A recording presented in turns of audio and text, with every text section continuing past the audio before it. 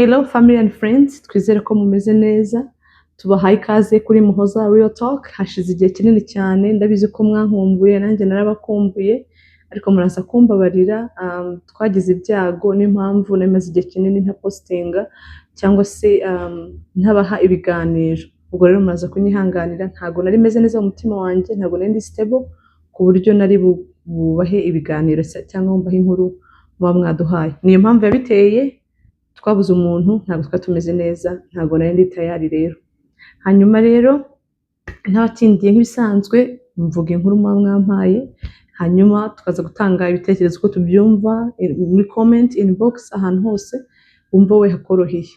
Hagati aho ngaho ndashimira abantu mwese mwakomeje kunyandikira, abantu mwacekinze in, abantu mwakomeje gusharinga ibiganiro byacu, abantu mwakomeje kudushyigikira. Ikintu cyose uzi ko wakoze mu rwego rwo gusapotinga Muhoza Real Talk, ntabwo dushobora kubyibagirwa cyangwa se ngo tubisuzugure, turabizirikana kandi turabashimira cyane cyane cyane.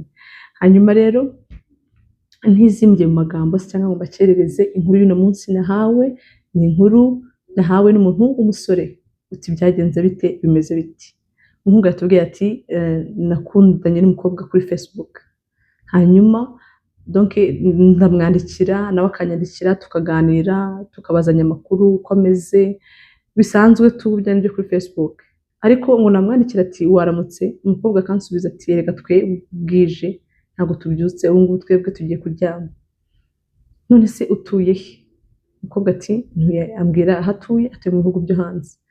Hanyuma rero mpita numva nanjye mbaye interest, ndavuga se why not, iyo umukobwa atuye hanze nanjye nkaba ndi gushakisha umufiance, nkaba mbonye umufiance wo hanze, numva nanjye na avantage, numva nta kibazo. Tuvuga ati reka reka mbihe chance, ndebe wenda ko ashaka kuzanyemera muterete, nibikunda tuzakomezanye. Cyane yuko nanjye nta muntu nari mfite muri ako kanya, numvaga nanjye ndimo shaka umufiance. Ndavuga ati reka ngerageze ahangaha, nibikunda nzakomerezeho, ntawe hakanira umuhakanira hari, ibyo ko bisanzwe bivugwa. Nuko rero umukobwa ndangije kumubwira, ndamwandikira, arangije kumbwira aho atuye, ndamwandikira, ndamubwira none se wampaye nimero yawe tukajya tuvugana kuri WhatsApp. Umukobwa arambwira ati ntacyo bitwaye, tukaganira kuri WhatsApp nta kibazo. Rero icyo bigusaba nta kindi, mpa nimero. Nuko muha nimero, ndangije kumuha nimero mbona aranyandikiye, kuko nimero niyo hanze. Nabanje no kuverifya amafoto, mbona kuko amafoto n'umuntu nyine utuye hanze. Ubwo ndangije ndamwandikira, umukobwa mwiza, nkaba ari umukobwa mwiza rwose. Ndavuga ati uyu nguyu could be a good fit. Ubwo turandikiranye, turavuganye, tugenda tumenyana, ntangira kumuha more time, ntangira mubaza nyine ubyumva ute, dukundanye niba nta muntu ufite nanjye ko ntawe. Tugenda tuganira, umukobwa bigeze aho ngaho anyemerera urukundo. Ati dukundanye imyaka 2. Muri no myaka 2 byagezemo aho ngaho hagati, turi kuvugana, hamwe nti reka mbyuke njye gushaka ibiceri, kuko mbana n'ababyeyi banjye kandi ninjye uwishyura inzu. Rero igihe cyageze cyo mbyuka nkajya gushaka amafaranga kugira ngo nze kubasha kwishyurira inzu ba muzehe. Umukobwa ati reka kuki ugenda kandi mpari, humura guma aho ngaho, njyewe ndaza kukohereza amafaranga yo kwishyura inzu. Hanyuma n'ikindi, ntuzigere ugira ikibazo ngo uye kumbwira, nicyo mbereyeho, niyo mpamvu ndi umukunzi wawe, no kugira ngo dufashanye. Atari ko nkavuga ati ntabwo nshaka kuzamusaba amafaranga ngo abone ko namukurikiyeho amafaranga atari urukundo. Rero numvaga ntashaka kubikora. Ubwo rero byaje gutuma umukobwa dukomeza kugenda tuganira, nkomeza numva ko ari umuntu muzima kabisa, umuntu ushaka kubwira ikibazo akacyumva kandi cyangwa se akagukemura ikintu nta kintu umusabye. Ubwo yamuha amafaranga yo kwishyura inzu, nishyura inzu y'uko kwezi. Hanyuma byajyaga binacamo hagati na hagati, ukabona amuha amafaranga yo kwishyura inzu, byagera ngaho kumva arambwira ati akira udufaranga, genda ugure mu igitenge, akira udufaranga, gura muzehe agakweto. Ewana, mbona kabisa agira credit nziza ku babyeyi banjye. Ababyeyi banjye baramukunda cyane, barangije kumukunda. Inshuti zanjye ndazibereka, namaze kubona ko ari umuntu uri serious. Ndavuga ati uyu mukobwa afite urukundo. Namaze kubona ko ari umukobwa ufite urukundo, ndavuga ati umukobwa afite urukundo, mwereka inshuti zanjye. Ndangije kumwereka inshuti zanjye, nawe ampuza neza, tangira kugenda tuganire, abantu ibintu biba byiza cyane. Bigeze aho ngaho, umukobwa arambwira ati ariko burya ndashaka ko mfasha kugura inzu. Ati ndashaka inzu. Ndamubwira ati ushaka inzu ahagana he? Ati hariho hose mbonera inzu aho ngaho, gusa wowe unshakira inzu itarengeje amafaranga, iri hagati y'amafaranga nawe kandi itarengeje amafaranga runaka. Ati iyo niyo nzu ushaka. ndamubwira ati nta kibazo nabigufashamo, ntangira kumushakira inzu, ndayishaka ndayibona, ndangije kuyibona ndamubwira ati inzu nayibonye, ndangije kumubwira ibintu byose byarangiye, tugeze ku gihe nyine cyo gusinya ibipapuro n'ibintu byose, arambwira ati rero iyi nzu nubwo nakubwiye ngo uyishake, iriya nzu ntabwo ari iyanjye, ndashaka gufata ibyangombwa bya papa na mama wawe ukabandikaho ino nzu, kuko iyi nzu ndashaka yuko iba iyabo. Ati wibuke yuko tugiye gusezerana njye nawe kubana, gusezerana kwacu ntabwo tuzabana ngo tuzajya dushaka n'amafaranga yo kwishyura abamuzehe inzu, kandi bagomba kuba iwabo, ntabwo tugomba kubana nabo. Rero ntabwo nshaka ikintu kizajya gituma abamuzehe batabona amahoro, batabona ubitaho, ngo ni kubera ko ngo turi kumwe mu nzu, ibyo ntabwo mbishaka. So kubw'iyo mpamvu turabagurira inzu, niturangiza kubagurira inzu bazagenda bibane, iyo nzu izaba ari iyabo. Ati numva umutima wanjye urikanze, ndabwira ati why, kubera iki njyewe, kuki ari njye ubonye ko wakorera ibi bintu? Arambwira ati ndagukunda, ngomba kugufasha ku buryo nituramuka tunagiye tuzagera dusiga ababyeyi bawe. Ati abanjye bafite aho baba, ati ababyeyi banjye bafite inzu, ubwo rero abawe nibatari bafite inzu, kandi ababyeyi bawe kimwe n'abanjye kubitaho ni inshingano zanjye. Ababyeyi banjye baragenda baramukunda, arabimura, arabatuza, ababyeyi banjye baravuga ati umukazana n'uyu, nta wundi mukobwa n'umwe, umukobwa n'uyu nguyu, wowe wavuga ngo iki? Of course. Ubwo rero barangije gupanga noneho gukora ubukwe, aravuga ati ubwo tumaranye igihe tuzakora ubukwe, atari ku mukobwa namubwira iby'ubukwe akambwira ati hoya, reka nzaze dukore umurenge, niturangiza gusezerana mu mategeko nzasubirayo nkomeze nkudekarare, noneho ku buryo n'igihe tuzakorera ubukwe turi tayari nzahita nkuzana, nzaza mpite ngutwara nk'umufiyanse, kwa kundi bakora dekarasiyo y'abafiyanse, umuntu warangiza gukora umurenge ukamudekarara akagusanga akiri fiyanse wawe, hanyuma mukazabona gukora ubukwe, cyangwa se wabona igihe cya viza kigeze ukagenda mugakora ubukwe, mwarangiza mugatahana ari umugore wawe. Ati nibyo yambwiraga, nkumva n'ibintu byiza cyane, nkavuga ati wow, ibyo nibyo byiza kurushaho, kugira ngo azaze dukore ubukwe tuhite dusubiranayo, biroroshye, nibyo bizaba bibaye byiza kurushaho, mbega nyine tubane. Ubwo rero amaze kubimbwira cyane cyane ko ari umuntu wari umaze igihe hanze, numvaga ibintu byose abyumva kandi abisobanukiwe, ndamubwira nta kibazo kabisa, umuntu dukora umurenge. Hagati aho ngaho sasa, aho niho hari ikintu, ni ukuvuga ngo uyu mukobwa uko twavuganaga video call, tutavugana video call, yabaga yampaye amafoto, nta foto n'imwe yigeze ari kumwe n'inshuti ze, no kuri social media ze nta foto n'imwe ari kumwe n'inshuti ze, agaragara ari wenyine. Noneho yagaragara ari wenyine, ukabona nyine ewana nta kintu ushobora kubona ngo ukeke ngo ube wavuga ati uyu mukobwa ni iki, umukobwa kabisa ameze neza, gusa ari wenyine, nta foto n'imwe nigeze mbona ari kumwe n'abandi bantu, cyane ko ntabwo ari ikintu uri bujye kujudginga cyangwa ngo mbaze kuki se nshaka kubona ifoto atari kumwe n'abandi bantu, nta kintu nzi, numva nta point yabyo. Ubwo rero byageze aho ngaho umukobwa ambwira ko agiye kuza, nditegura ndashyuha, amagara inshuti zanjye, harashya, ndavuga ati tugomba kujya gutega fiyanse wanjye yaje. Urumva ukuntu iwacu byari bimeze, twari twiteguye umugeni kweri. Ati imyaka 2 twakundanye, nta kintu namushinja na kimwe, mvuge ngo umwana w'umukobwa yakoze amakosa, yambaniye nabi cyangwa yagize ati yabaye umukobwa muzima, nta kintu namushinja, ni umukobwa mwiza washimwe n'iwacu, kandi nanjye ubwanjye ku giti cyanjye nkumva ndi proud nawe, umukobwa mbere imfura pe. Ubwo rero umunsi wo kugera uje tujya kumfata ku kibuga nk'abantu, ati ibintu naboneye ku kibuga cy'indege ni ibintu nashaka kuba navuga ngo mbisobanure ngo bigire meaning iyo ari yo yose ingana niyo mfite mu mutima wanjye. Umukobwa nagiye kumubona sanga n'umukobwa ubana n'ubumuga, kubana n'ubumuga simbimugayira, ndamugayira ko ategeze abimbwira, n'umukobwa n'ubumuga bwabo ndi se, ntabwo nshaka kubivuga muri angle yo kugaragaza ko nshobora kuba wenda nshatse kumupfobya cyangwa kubivuga uko bidakwiye, ariko ndababwira niba abantu twita ngo nibikuri ntabwo bakuze cyane. So ntabwo nshaka rero ko mubyumva ko ndi kubivuga kugira ngo musuzugure, gusa nuko nshaka kugira ngo mubisobanukirwe nyine, ndumva nta yindi jambo nakoresha kugira ngo mwumve uko bimeze. Donc n'umukobwa utarabaye muremure nyine, utarakuze, babandi babana n'umuga nyine bw'ubugufi bukabije. Ubwo rero ati njye namubonye mbona afite ubumuga nyine bw'ubugufi nyine bukabije. Ati muhobeye wiwana nkabura umuntu wo guhobera pe. Ati ntabwo ari wa wundi nyine ku buryo umuntu ugatubona nyine ko ari ibintu bigaragara biri obvious, ariko nyine ni ibintu nawe nyine bigaragara, ntabwo ari babandi nyine murabizi ukuntu bitandukanye, ntabwo nshaka kujya muri detaye y'ibyo ngibyo, gusa murabizi yavuze ko bitari ibintu bigaragara cyane kuko baratandukanye nabo, hari bamwe bari bigaragara cyane, hari n'abo bitagaragara cyane nyine, ariko nyine ku buryo umuntu umubonye muzima umuntu ugatumenya ko umuntu nyine afite ubwo bumuga, ni ubwo bumuga umwana w'umukobwa afite.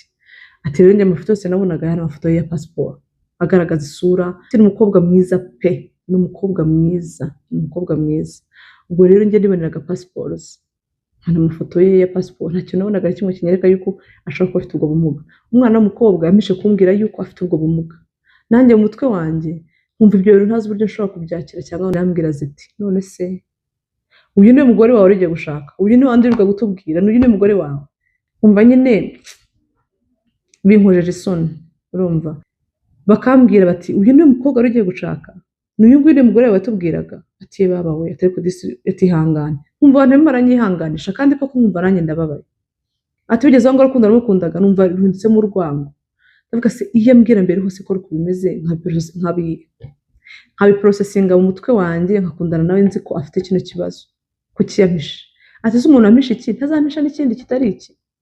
Numva birananiye kubyakira, bizangora kubyakira. Umukobwa agera aha ngaha, arangije kuhagera ababyeyi banjye njya kubabwira ibyabaye kuko ntabwo baje ku kibuga, ndababwira ukuntu ibintu bimeze, nta nacanganyikiwe ariko nabona nyine ko ntameze neza.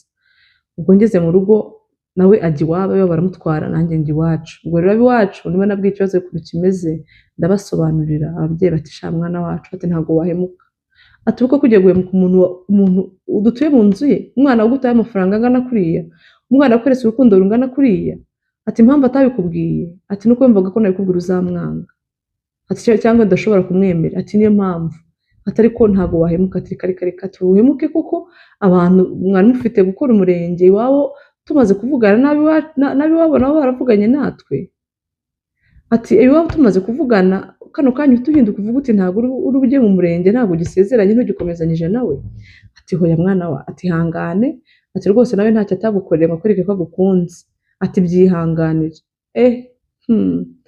Ati ayo makuru yanyobeye, uyu mukobwa ari hano, dufite umurenge mu byumweru 2, ndi kubitekereza nkumva ibintu birancanze, nkumva ku giti cyanjye ntabwo ndabiprosesinga ngo mbyakire. Ati noneho niko kugwa kuri channel yanyu nsanga mujya mutanga story nk'izi ngizi kandi mugatanga inama, none nanjye mumpa inama nkora iki? Uyu mukobwa ari hano kandi mu by'ukuri kuva yagera ngaha nsigaye muvugisha rimwe ku munsi, nabwo nkamuhamagara nk'inshuro nyinshi cyane zitabarika, ati nabwo mwitaba bamuhamagara inshuro nyinshi zitabarika, numva ntashaka kabisa. Ati ariko rimwe na rimwe nkabona mpamagara inshuro nyinshi nkarenzaho nkitaba, nanjye kwitaba akanya gato ngakuba. Ati urukundo ntabwo rwarashize, rwarayongobeye. Ati yego harimo fantaje yaje ngo dusezerane, afite ubwene gihugu, wenda ari kuntwara vuba, ikindi yatanze amafaranga ye kubw'umuryango wanjye, yashyizemo imbaraga, yanyeretse ibikorwa by'urukundo. Ariko ikintu cyangoye nubwo ababyeyi bansunika bambwira ati reka papa na mama bashakanye bakundanye, nta muntu wabafosinganye gukundana, barikundaniye barashakana. Ati none njyewe ndajya gushaka umuntu ntakunze kubera ibyo yasipendinze iwacu, ndashaka umuntu akunze kubera igihugu aturutsemo. Ngayo nguko inkuru y'uno munsi niyo ngiyo. Aragira ati imbigenze ubu koko ngende mfata n'umukobwa tujye gusezerana namukunze, hanyuma se kugira ngo nshimishe ababyeyi banjye? Ati ikindi ibyo yampaye niki nakora kugira ngo mwereke yuko nta mukurikiye imitungo? Ese mfatiye inzu yaguriye ba data tuyigurishe tumusubize amafaranga ye? Ababyeyi banjye nabo ntabwo babikunda kuko barimo barambwira bati komeza, yaradutuje, umwana yaradufashije, yadukoreye buri kimwe, ati komeza urukundo ruzaza, ati wowe n'umugore. Nanjye nabuze amahitamo, yabonye channel yacu yumva tugira abandi inama nk'ibisanzwe nk'uko mubizi, izo nkuru tuba twazihawe namwe kandi inama zikava muri mwe.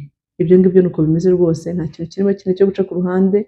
Inkuru ni iyi ngiyi, ubwo muraza kuyumva. Uyu muhungu w'umusore tumugira inama uko wumva, icyo wumva wamufasha, icyo wumva wamubwira kikamukomeza, icyo wumva wamubwira ku giti cyawe wabigenza ute. Ndabizi ko bishobora kuba bigoye kuba wagira icyo uvuga, ariko ushobora kuvuga uti ku giti cyanjye ari njyewe nabigenza ntya, ari njyewe nabigenza gutya. Icyo wumva wakora bagishyira muri comment. Ni umukunzi wacu nawe aradukurikira, araza kureba comment mwamuhaye, ziraza kumufasha. Hagati aho ngaho ni ukuri ngeze aho hantu ndongera ndahagarara. Ndabashimira mwabantu mwe, ibiganiro duherutse gutanga, comment mwatanze, ndabashimira ko ibintu ni ukuri sinzi ukuntu nabibabwira. Hari igihe umuntu wenda bivuga mukagira ngo ni ibisanzwe. Ariko ntabwo bisanzwe, ndabashimira pe kuko hari nk'ibiganiro bitatu duherutse gukora byavuyemo umusaruro ufatika. Umusaruro ufatika ni uwuhe? Hari inkuru 3 twatanze, muzo twatanze inkuru y'umukobwa wari musaba imbabazi iwabo baramubabariye. Iyo ni big achievement, ntabwo nshobora kureka kubibabwira kuko you guys deserve to hear that. Umuryango waramubabariye, abantu baricinze inbox, abantu banyandikiye kuri Instagram, benshi banyandikiye kuri Instagram babaza stories z'aba mukobwa babaye successful, iwabo baramubabariye, ubu ngubu abarizwa mu muryango. Hanyuma umuntu wari ugiye gutandukana n'umugabo kubera ko umugabo yanduye sida ariko providingira uriya mugabo nawe, umugore nawe yumvishije inama zanyu, arabiprocessinga mu mutwe we, asanga agomba kubana n'umugabo we kandi ngo amukunze. Yarambwiye ati nzabana n'umugabo wanjye, reka mbasomere message wa mama yampaye. Yanyandikiye maze kubona comment zanyu. Nabisoje sha, namusezeranyije kubana nawe mu byiza n'ibibi, umva nzamuzana kandi nzamwubaha birenze. Warakoze, Imana ikumpera umugisha. Thank you so much. Urukumva ibyo mukora ntago ibintu mukora ari ibintu gusa birahunga, ibyo mukora ari ibintu bifite impact nini mu buzima bw'abantu. Kuko atekereza ko umuntu wese aratekereza akavuga ati niba nshobora kwibaza ikindi kintu umuntu wundi utari kuri side cyangwa udafite izindi benefit na zimwe ashingiyeho, inama mpa igomba kuba ifite valeur. Rero uyu ni umukobwa murayumvishije. Hanyuma na yindi y'umumama utuye muri Canada wasabaga umugabo intanga yarazimwimye, ndibaza muyizi. Niba utarayumvishe uzi kujya muri impuzu zacu uraza kuyumva. Uriya mubyeyi nawe yarambwiye ati inama nazumvishe, ngiye gukomeza muri gikwiye. Ni ukuri ntabwo ari uriya wenyine. Donc inkuru zose tuvugaho zose uko zingana, comment zose mutanga zose zigira umumaro, ko barazumva bakagira ibyo bamenya n'ibyo bakora, umuntu akamenya uko yabikora neza. Ese niba mpabwa inama bikagenda gutya, abantu bakambwira nta kindi kintu bitayeho, nta zindi benefit cyangwa nta kindi kintu bankurikiyeho batanzi, kandi nkahabwa inama nti-expose n'uwo twendaga n'uwo duhuriyemo mu nkuru. Ni ukuvuga ngo harimo avantage y'uko mu gihe ntavuze wa wundi duhuriyemo mu nkuru, harimo avantage nini y'uko n'ubundi ndi bubone inama kandi ntagize ikintu kimwe nangiza mu rukundo rwacu cyangwa se mu kibazo ndimo ndavuga nshaka gukemura. Nuko bimeze. Turabashimiye, muri abantu beza. Comment zanyu ni ingirakamaro, message zanyu ni ingirakamaro, support yanyu ni ingirakamaro birenze ko wumva ko utanze comment gusa. Uba wubatse urugo, uba wubatse umuryango, ufashije umuvandimwe utazi. Rega burya gufasha umuntu si ngombwa ngo umuhe amafaranga. Inshuti z'umumaro ngo zibana ibihe byose, kandi si ngombwa ngo umuntu umwe mubana kugira ngo umufashe. Hari igihe ushobora kubera undi muntu umumaro wowe utari ubizi. Hari igihe ushobora gutanga message ikabera undi muntu umumaro cyane mu buryo bikomeye, cyane ko Imana ntabwo igiza ngo ize ku isi tuyibone, ica mu bantu bayo. So abantu bayo icamo rero ni mwebwe. Ndabashimiye cyane cyane. Muri abantu beza, muri abantu b'umumaro, muri inshuti nziza. Dufashe abavandimwe tutabazanye kuri kamera, tutazanye amazina yabo y'abari involved mu nkuru ngo tuvuge ngo runaka niwe yabwiye, na runaka abwira uyu, dore ngiyi ifoto y'uwabivuze.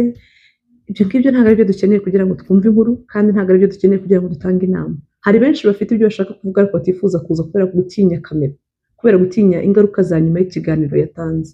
Ubwo rero twebwe ibyo ngibyo twakwidinze, duhitamo kujya tubikora gutya. Niba hari umuntu ufite inkuru kandi ashaka kuza kuri kamera, uzatubwire, tuzagerageza turebe ko biri bukunde tugushyire kuri kamera. Ariko sofa inkuru mfite nyinshi uko zingana zose ntari navuga zose. Ni abantu badashaka kwimenyekanisha, ni abantu badashaka kuvuga amazina yabo, bamwe nta nubwo bashaka kuvuga n'ibihugu barimo. Ubwo rero nuko nguko bimeze, ariko it's working. Turashimira Imana ko mwakomeje kubikunda kandi mukomeza kutwereka support mu buzima bwa buri munsi. Turabakunda, mugire umunsi mwiza, abari nijoro mugire ijoro ryiza. Imana ibarinde, mukomeze mugire amahoro. Turabakunda, bye.